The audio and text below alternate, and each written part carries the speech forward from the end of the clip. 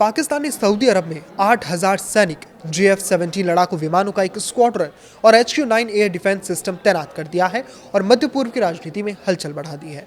ये तैनाती ऐसे समय में हुई है जब पाकिस्तान ईरान और अमेरिका के बीच युद्ध विराम और शांति वार्ता में अहम मध्यस्थ की भूमिका निभा रहा है। रिपोर्ट्स के मुताबिक जरूरत पड़ने पर पाकिस्तान अपने 80,000 तक सैनिक सऊदी अरब में भेज सकता है। पाकिस्तान ने सऊदी अरब के साथ हुए रक्षा समझौते के तहत वहां 8,000 सैनिक लड़ाकू विमानों का एक स्क्वाड्रन और एयर डिफेंस सिस्टम तैनात किया है। खास बात यह है कि यह तैनाती ऐसे समय में हुई है जब पाकिस्तान ईरान और अमेरिका के बीच शांति समझौता कराने के लिए मुख्य मध्यस्थ की भूमिका निभा रहा है।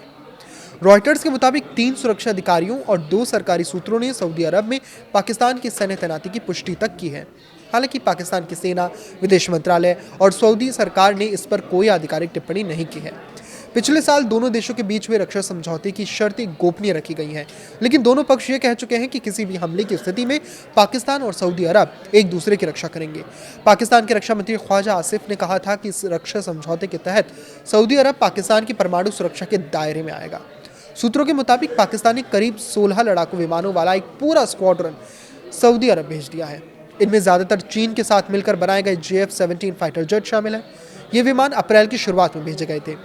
2 सुरक्षा अधिकारियों ने बताया कि पाकिस्तान ने ड्रोन के 2 स्क्वाड्रन भी तैनात कर दिए हैं। पाकिस्तान की इस तैनाती में लगभग 8,000 सैनिक शामिल हैं और जरूरत पड़ने पर और सैनिक भेजने का भी आश्वासन सऊदी अरब को दिया गया है।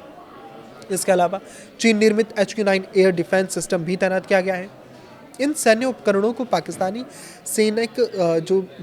सेना में जितने भी सैनिक हैं वो सभी ऑपरेट कर रहे हैं, यानी ऑपरेटर भी पाकिस्तान से जा रहा है और उसका डिफेंस करने वाले सैनिक भी पाकिस्तान से जा रहे हैं, जबकि इसका खर्च सऊदी अरब उठा रहा है। एक सरकारी सूत्र ने बताया कि गोपनीय रक्षा समझौते में जरूरत पड़ने पर 80,000 तक पाकिस्तानी सैनिकों को सऊदी अरब भेजने का प्रावधान है, ताकि सऊदी सेना के साथ मिलकर उसकी सीमाओं की सुरक्षा की जा सके।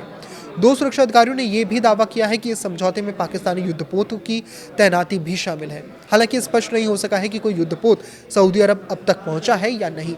इससे पहले भी खबरें आई थी कि ईरानी हमलों में सऊदी ऊर्जा ढांचे को नुकसान पहुंचने और एक सऊदी नागरिक की मौत के बाद पाकिस्तान ने सऊदी अरब में लड़ाकू विमान भेजे थे।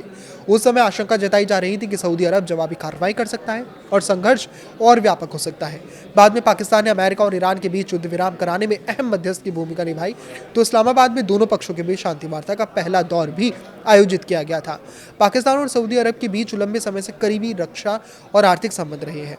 पाकिस्तान वर्षों से सऊदी सेना को प्रशिक्षण और सैन्य सहयोग देता रहा है, जबकि आर्थिक संकट के समय सऊदी अरब कई बार पाकिस्तान की वित्तीय मदद करता रहा है। इस पर आपकी क्या राय है, हमें कमेंट करके जरूर बताएं। लाइक करें, शेयर करें और इसी तरह जुड़े रहें। नमस्कार।